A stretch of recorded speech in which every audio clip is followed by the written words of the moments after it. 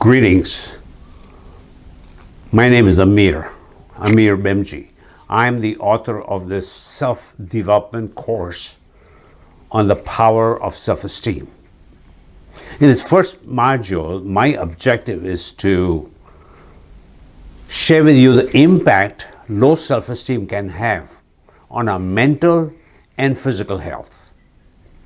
And the best way to bring home the impact of low self-esteem is from my own story.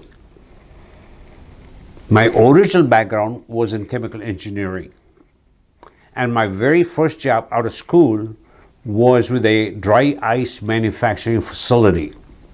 It was a high noise area, and on an average for the 2 years that I was there, I had to spend about an hour a day in the high noise area. The company graciously provided every employee with hearing protection that we were required to wear when entering the high noise area. My self-esteem was low. Now that I think about it, I was very sensitive with a hair crop that I had about how it would mess up my hair and how I would be perceived by others, how I would come across. I wore the hearing protection very loosely, not secure at all. For the 2 years that I was there, every year the company required every employee to go for a hearing test. And each of those 2 visits, the audiologist informed me that my hearing was being impacted. I better wear the hearing protection the way it is intended. I did not heed the advice. I moved on to another job. Years later, I started finding out that I could not participate like I could in group meetings. When multiple people were talking, I could hear no one. And also, in the classroom training that I did, I could not hear people in the back half of the room like my colleagues, my co-trainers could from up front.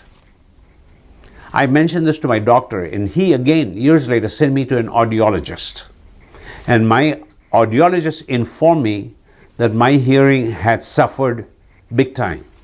I was in need of hearing aids to function in the workplace.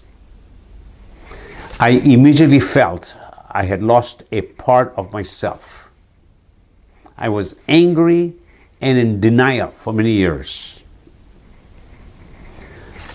Finally, when I gradually started accepting my situation, I immersed myself in learning everything I could about self-esteem.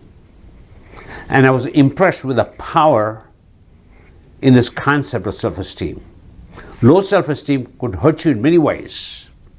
And a healthy, positive self-esteem can help you become the person you want to become. That has been the basis of my coaching all along, and is the basis of this course. What do I bring as a subject matter expert and a facilitator in this discussion with you? I will let you read it.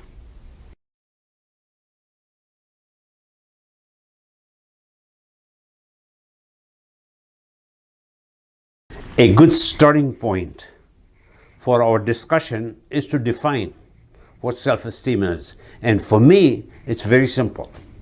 Self-esteem is how you think and feel about yourself.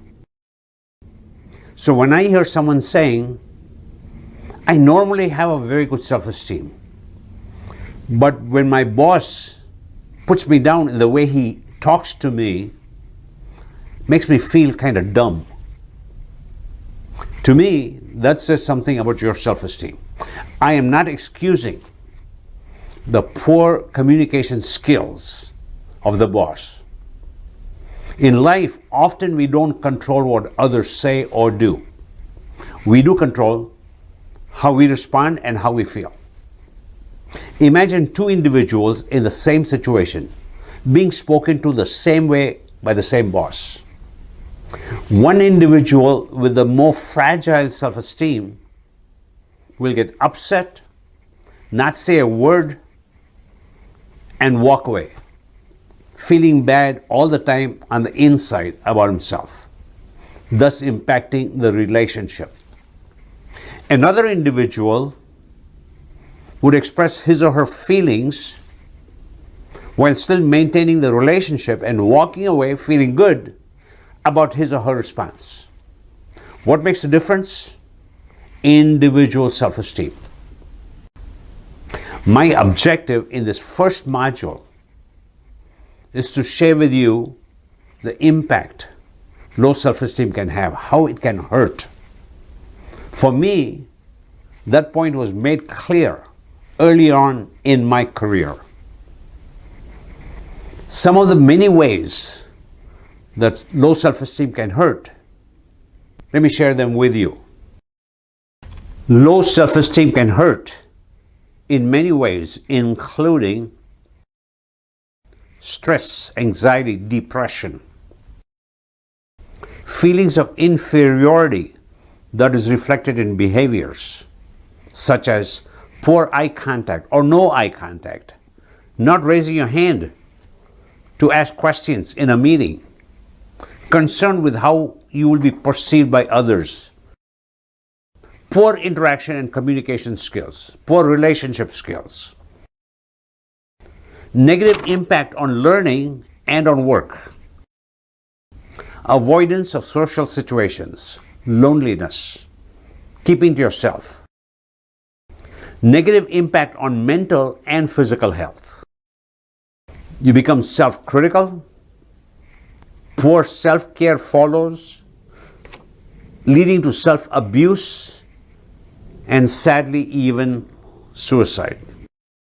My overall objective in this overall course is wide and deep and includes the following: understanding the power of self-esteem, knowing the three dimensions of self-esteem, which we will focus on in the next couple of modules. Learn how to self-assess your self-esteem. Learn how to shape your self-esteem to take control of it. Because if you don't take control of your self-esteem, others will. Leverage the power of your self-esteem to feel self-confident from within and create a life that is meaningful, gratifying, and fulfilling. And finally, once you are where you need to be, we will discuss how you can help others experiencing low self-esteem. This brings us to the end of this module with enough for you to reflect on.